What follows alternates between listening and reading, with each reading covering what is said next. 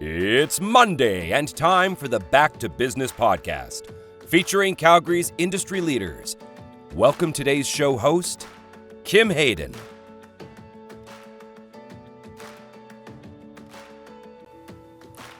Do you know yourself? This is really the question. How well do we know ourselves so we can serve others? Our guest today, Donna Murphy, a social worker, a meditation counselor, and coming out soon with a program for entrepreneurs to truly know themselves and what their purpose and passion is. What are they serving others with? But first, our land acknowledgement. In the spirit of reconciliation, we acknowledge that we live, work, and play on the traditional territories of the Blackfoot Confederacy, Siksika, Ga'aina, Piikani, the Tsuut'ina, the E'ahe Nakota Nations, the Métis Nation Region 3, and all people who make their homes in the Treaty 7 region of southern Alberta. Welcome to the show, Donna. Thank you. Nice to be here.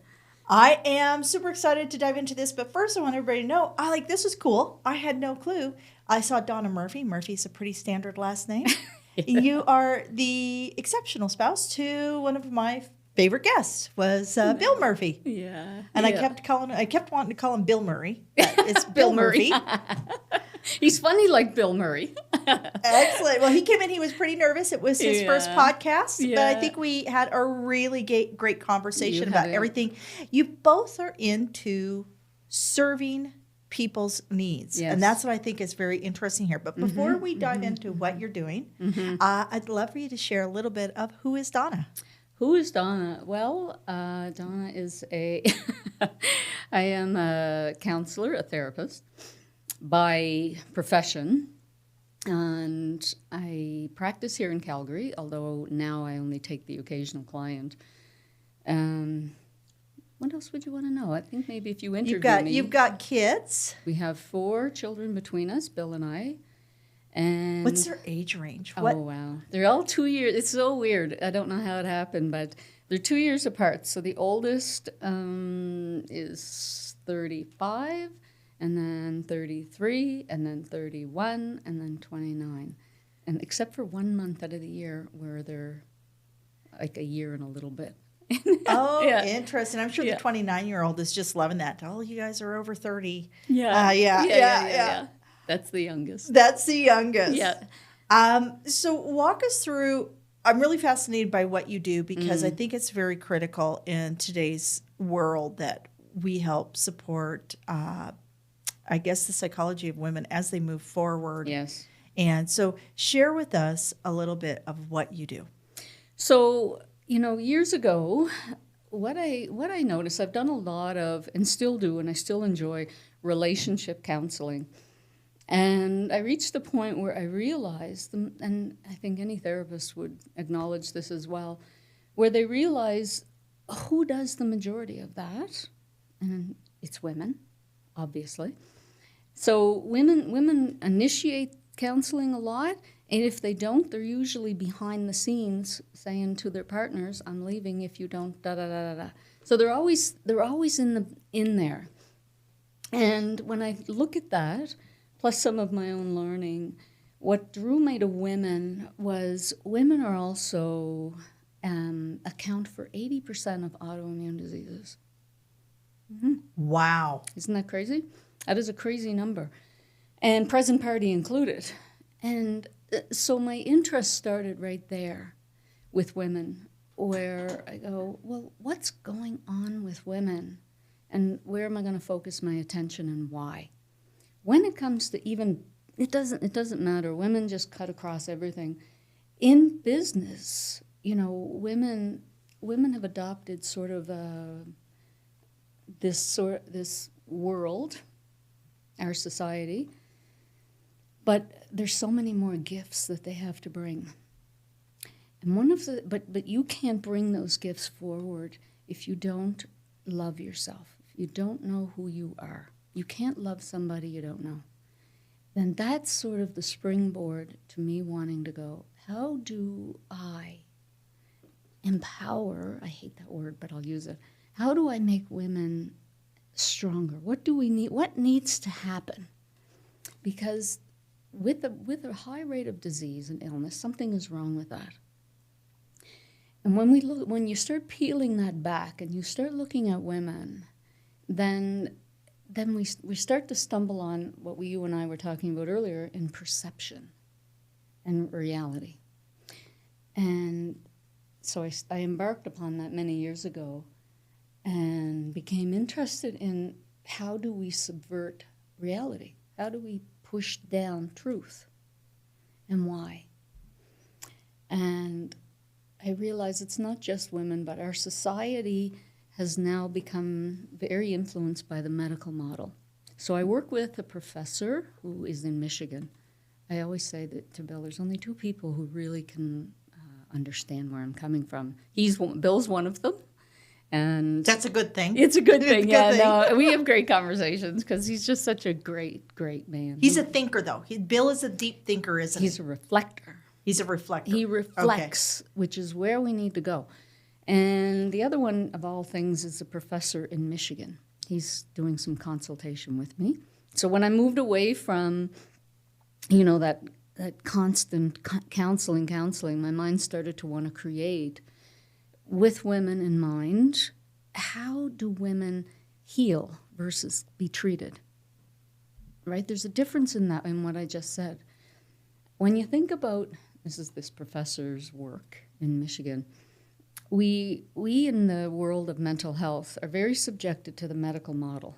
The Health Professions Act governs psychology, social work, which is what I am, a social worker. And under that, if you look at the medical model, this is this professor's work, it's symptom, diagnosis, treatment. Yes. And if I was going in with an illness of some sort, that's what I want. I want my doctor to look at my symptoms. I want her to diagnose that properly, and then I want her to give me treatment. Whatever that is, that works. But it doesn't translate so well into the world of mental health. Let me give you an example. When someone, and that's because people are meaning makers. That's where I'm going to end up going. When someone comes in and says, I have anxiety, for example, and you want to, how do you know you have anxiety? What is the symptoms of that? Symptom, oh, yes, I believe you do have anxiety. And now we're going to get into treatment or heal. That's the quick fix, feel good world, the medical model. Here's a pill. Success means symptoms are gone. But that doesn't fit well.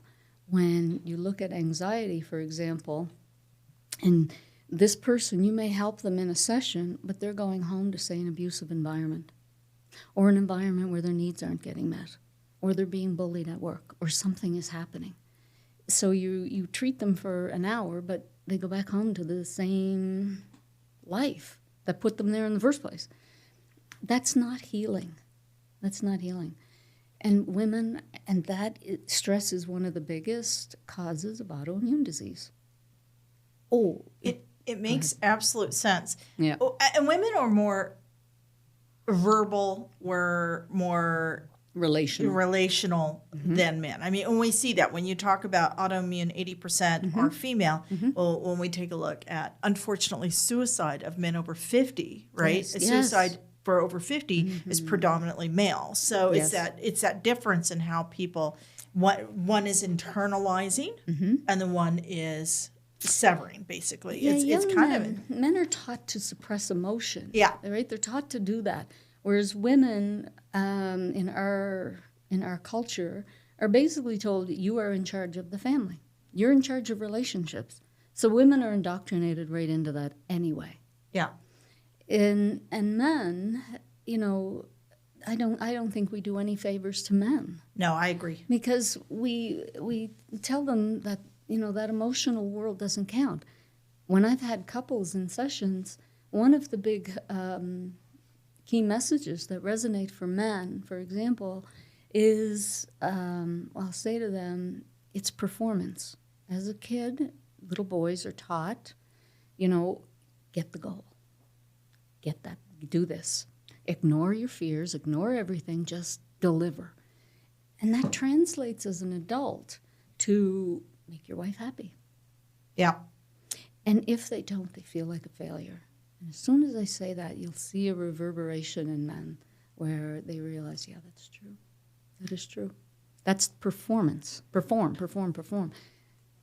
So here at the club, we're seeing an increase in women coming in as professionals, which is very cool. We're seeing the demographic shift within the club. We have more young professionals coming in. We have, more women coming into a space that has been male dominant for since 75 years, right? That's right.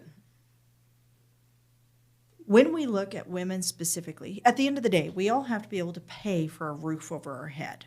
That's right. That's exactly right. And so a lot of these natural tendencies for women are not conducive to our work environment. That's exactly right. Right? That's exactly Obtaining right. the next opportunity or client or whatever. What are some things that you're seeing in women what is the difference that you see, a few key things between women who are achieving that entrepreneurship space or that scaling up the corporate ladder that you see that is deficient in other women who are just on that journey of starting that success ladder? Does that question make sense? It does. Okay. It does. The answer might not be so... The answer might be a little convoluted. So if it does, just guide me in where you'd like me to answer that. Absolutely.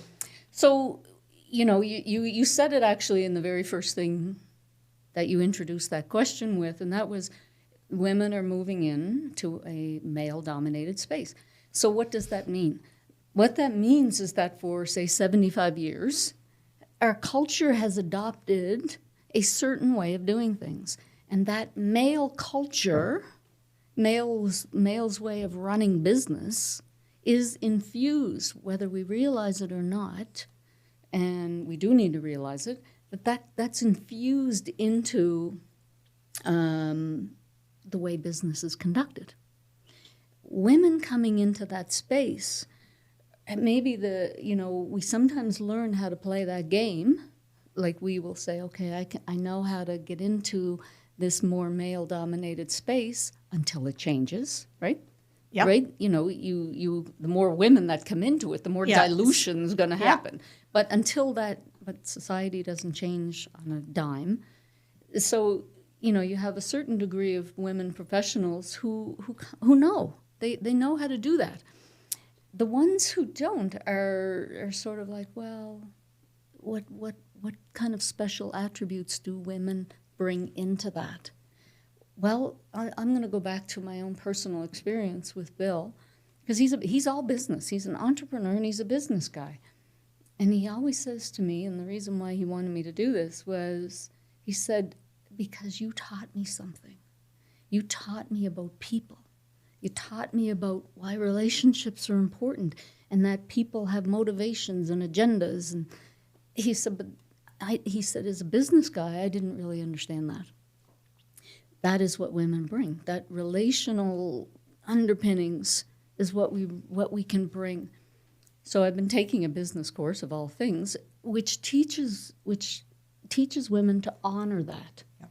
To honor that, who is your ideal customer? Well, it naturally fits for women to understand via empathy, to walk in the shoes of another human being and understand what do they need, right? And then deliver it in a business. Yeah, and then having the confidence to say, I can bring the answer to you. That's right. I absolutely, I didn't even think of that, because yes, this is a male-dominated environment. However, it's all female leadership here at the club now, and we are increasing. And not that I'm a mother of two young men, so I am not here saying I want to squeeze men out of the equation. No, I want to create space for my daughter. That's my goal. That's right. And I think something you said is really interesting, because Bill is, or my perception of Bill is he's very pragmatic, and that's how he's been able to create these very successful technical solutions within the business space, right? He's been able to create these things because he's a pragmatic thinker, but he's learned how to do the That's right. intuitive from you. That's right. That's what how we see the shift in these business environments, right? That's right. That's okay. So behind, That's you awesome. hear all these cliches that behind every great leader, there's support people. What you're not hearing, and why we want to eventually do some of that work with what does it mean to be married to an entrepreneur, because you don't see the background of that. So, Bill, when he's fleshing out his ideas, and he's a brilliant creator. He truly is. I'm amazed at him, and I am too. I'm with you. I'm in the same boat. Yeah, I know, right? He's just a brilliant guy. But if you could see some of the push-pull that has gone on when he goes into his office and he writes something up and he goes, I should do this, and I'm going to do that, and I'm going to do this, and I kind of go, well, if I was a customer, I don't think that makes no sense to me. And then he's, rah, and he walks away and he goes back to the drawing board and he brings it out again. He's frustrated. But that's the process. That's the process of creation. Even in the business world, you start with these wonderful ideas and you pare them down. Yeah. So he is pragmatic, but that is partly where it comes from. He's confident enough to be open to hearing that criticism. And I think 3M owes a lot of their success to the creators out there, because I know I have the big 3M sheets, the big ones, and I have the small ones. I have 3M everything. And there's sometimes people walk in and go, But we're starting to see a lot of cross between C-suite and entrepreneurial women, in the sense that we're seeing, women who have been in a C-suite position, and men who have been in a C-suite position, but due to the fact that we have higher efficiency within corporations with the new technologies, they need fewer people, but at higher efficiency. So now we have these C-suite incredibly talented individuals, experts at what they do, be it HR, be it, risk management, all these things. What are some of the things that you're seeing that C-suite mindset, because that's typically a very kind of within a controlled space, what are some of the things that they are adopting or need to adopt in order to be successful in an entrepreneurial space? Well, what I've learned about myself and what I know about working with business people is that you can be an expert in your field. And that's wonderful. That is wonderful. That is why we have specialists. That's why they're here. But you need people in other creative spaces. Excuse me for a second. No worries. I like your watch, though. I like the band on it. We need expertise in other areas, even in my own work. So what I see is missing is, and it's not easy, there's an embracing that we have to do with people who don't agree with us. Yes. And it happened to me last week. So I'm developing this curriculum, mainly for women. And that professor that I told you about, I'm an expert in my field. I know what I know. I know how to read people. I know how to get to truth very fast. But I conceive of my business idea. I develop this sort of content for an educational curriculum for business and for people in general. I bring it to this professor, and what does he do? He takes it all metaphorically and he throws it up in the air and he goes, no, that doesn't make sense. I go, oh my God. I could take that personally. Yep. But I happen to know you need to be open to, I'm an expert in what I do, like whether it's human resources or whatever it is, I'm an expert there. I need their expertise here. That's where you need other people. So, that's that delegate space. Correct. As a collaborational effort, when it comes to business, too often, though, we take that opposition personally. We get defensive about our ideas. Bill would get defensive about his ideas that I'd go, no, that doesn't make sense. I would never buy that. And I can't even imagine the founding father of humans Right? saying that. He's like, and he walks away, and then he comes back and he goes, okay, you're right. So you have to be open to hearing other perceptions. The best, everybody knows, you hear it all over the place. Simon Sinek talks about it, that a collaborative effort is honoring your own expertise. A true leader will be open to hearing other expertise. You're a marketer. You're this. You're that. Okay, here's what I bring to the table. Here's what you guys bring to the table. The best of the best is going to come from that. That's what I see missing.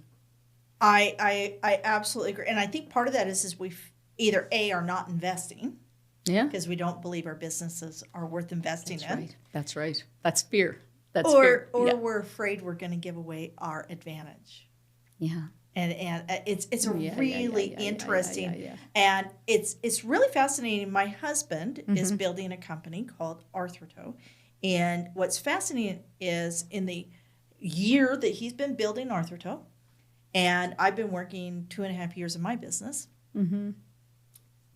I don't know how he manages to get these top level, and when I say C-suite, I'm talking very top level people to quit their jobs and work for free to build a company. Whereas I'm sitting here going, I don't want you to work for free. How can we work? I can hear the male female right there. I can hear it right there. As soon as you said it, I went, yes, there it is. There you women. go. So that's the difference between, because more women, it's 3-to-1 ratio, women register new companies to men. And yet the average female entrepreneur made $130,000 last year, and the average male entrepreneur made $550,000. They registered 3 times less businesses and made 3 times the revenue. I think we go back to the way we're raising men and women, because one thing I notice about even that great man that I'm married to, this is that he's decisive. This is what I want, and I'm going to go for it. Women, there's what we bring to the table. Women are raised to be relational.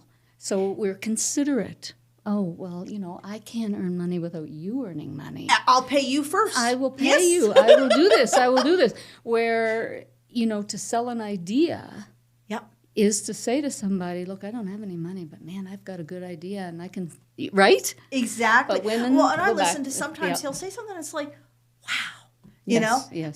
However, I want to tell everybody out there, if you're working on something, you're not trying it. And this is one thing that I catch people all the time. Well, we're trying this year to reach. No, you're working this year to reach. And that's the one word I'm going to tell everybody. As somebody who has 22 years of residential real estate, it's like, do not use the word try. Well, when I have someone in a session, I'll say to them, I'll give them homework. Everybody gets homework. Awesome. I've given away sessions. I'll say to somebody, I'll give you 3 sessions. I'm not going to rip you off. I'm not going to take all kinds of money from you, but I'm going to give you homework. Yeah. I'm going to get you to do it. If you don't do it, I will know, and then we cancel. That's it. I won't take you on. What is that? When I hear back from them, okay, I'll try. Then I say to them, look, I'm going to help you. I'm going to show you how to heal. I know how to do that. I've done it. I've lit that path. I can light that path because I've walked it. But if you came to me and said, Donna, I want to heal, and I said to you, I'll try, is that confidence? Or do you want me to say, hey, I'll give you 3 sessions and I guarantee you your life is going to change? What do you hear different? And always they go to, I don't want you to try. And I go, I don't want you to try. I don't want you to try. That is. You don't want me to try. You know what? If you guys take anything away from this podcast, please take that one thing. For 2024, I want you to eliminate the word try from your vocabulary. Because I can, I will. Mm-hmm. If you are working in your zone of genius, if you are working in your purpose and your passion, it is not a try. It is a must, because the world needs people who are truly working within their zone of genius, people who are truly open to serving others. We need this. Yes, we do. Yes, we do. speaking of we need, so we'll count that as number one tip for our young professionals. Give me another tip for young professionals in identity, because you have to be sound inside That's right. before you can build Correct. your business. Can you give us another strategy, something they can implement for 2024 to help them gain confidence to grow their business? Confidence goes a long way. That's what you heard in what I just said.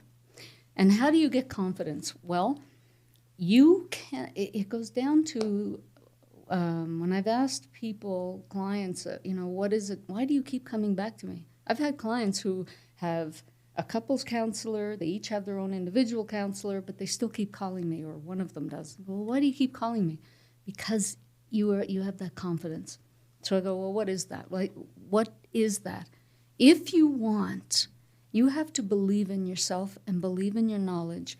But true confidence is when you respect and honor what you know and what you believe in and what you know to be true, while at the same time honoring and respecting what you don't know and bringing those people in to fill your own gap. And the best of the best will come from that. True confidence will come from you believing in yourself. Nothing you can do unless it's introspective. You have to turn it inward.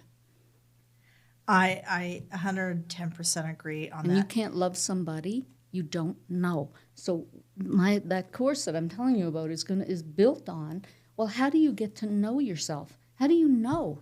So my best example is this. Let's say you go out for dinner, you and your partner, and you're at a restaurant. It's your first date. And you're talking to each other and you're doing facts. Where do you live? Where did you grow up? How many people in your family?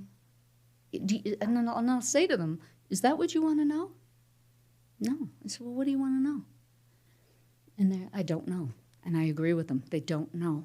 I don't know. That's part of what our problem is in this world right now, is that we don't know. What do I want? I was like, well, I'll feed it to you. You want to know, how do they treat the waitress? Why? You want to know what someone's capable of when their back is up against the wall. What are they going to do? Except you're trying to figure that about them. They're trying to figure that out about you. But you don't even know what you do when your back is up against the wall. You don't know your own narrative. You don't know your patterns. You Yeah. don't know. So to know yourself, to be confident in yourself, is to understand, oh, when this, I do that. When this, I do that. And then you come to throw some love and compassion at that, and you come to know yourself. That is how you walk to love yourself. You have to be able to know why you do what you do. So know yourself, Why gain the am I- confidence within your messaging. And please, folks, eliminate the word try. Yeah. Just please, it out. just take it out. You don't want anybody trying. So as a member here at the club, when we apply a lot of this, because, I mean, that's the point of being part of a club, a Yes. business club, is to network and engage. So this is almost like speed dating for business, right? What are some of the ways that you feel that, A, being part of a club have helped you and Bill? And B, what are some of the things that you think that others should apply in being part of the club, especially with some of the new members coming in that are in the early stages of their business? I got that. Oh, this is a great spot. You know, I'm going to do a little bit of business consulting, and this is a wonderful spot to take your employees out of your element and put them in here where it's quiet, it's beautiful, it's spacious, and what a message inherently to say to your employees how special you are. Right? Without even doing anything, without even having any talks. You're taking them out and you're putting them here, and it's beautiful here. What I would say is that young entrepreneurs will come into a place like this, into a marketing, and their mindset is on marketing. Their mindset is, I need to meet people, I need to understand this, and this is why I'm here. And with that, they're not showing up authentically.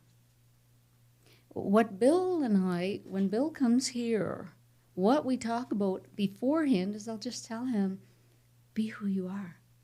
It's because who you are is so beautiful. Like, be who you are. You're just such a naturally funny, intelligent man. Like, just be you. Because marketing and it's great, it's a good idea, but if you come in with that mindset, you're in your head so much, you're not just showing up as you. So people don't get to know, think of the restaurant example, people don't know who you are. Yep. All they see is this surface sort of, this person is marketing, oh, so am I, so are you. But when I can come into a marketing and I go, why don't you tell me a little bit about yourself? What do you like to do? How many people are in your family? Wow.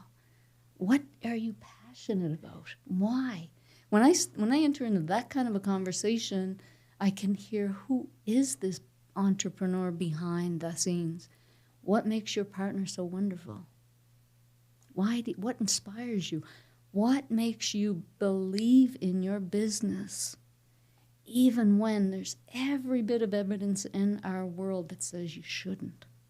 Why do you continue to believe? Those are things that would inspire anybody. So that's what I would say in terms of those marketing places here, that you come in with a mindset of showing up fully as to who you are.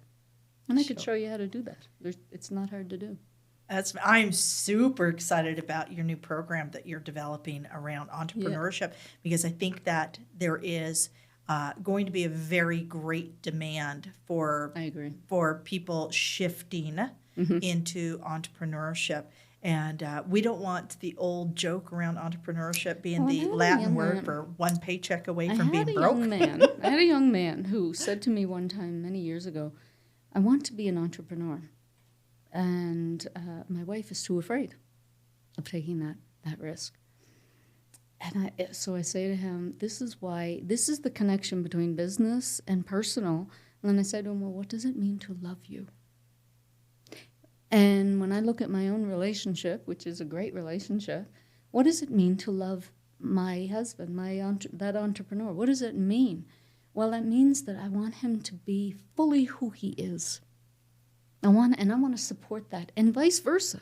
That's what you want. You want that person. And when he is confident in behind the scenes that his partner wants him to be his best version of himself, he's going to come in here and market way differently. Then I have to make something happen because my wife at home is so afraid, or my husband or my partner at home is so afraid. I have to make it happen. There's an anxiety attached to one versus an authentic confidence behind the other. That's how business and personal are married. Donna, I needed this conversation today. Did you really? I did. I needed this conversation. Yeah. You know what, folks? You can come and meet Donna here at the club, where we have great members mixers. We have all sorts of stuff going on. And you'll be able to find Donna. We'll have all her information, her contact information in the show notes. And, do reach out, because if you truly believe that you're working in your zone of genius and you have a solution for people who need that solution, then it kind of behooves you to step out and make it happen. Donna, thank you so much for your time today. It's been my pleasure. Thank you. I've enjoyed coming here. Thank you for joining us today on the Back to Business podcast. Be sure to visit calpeteclub.com, calpeteclub.com, to find out more about upcoming events, networking opportunities, and membership. If you are not already a valued member at the CPC, where we are proudly connecting and supporting Calgary's business leaders.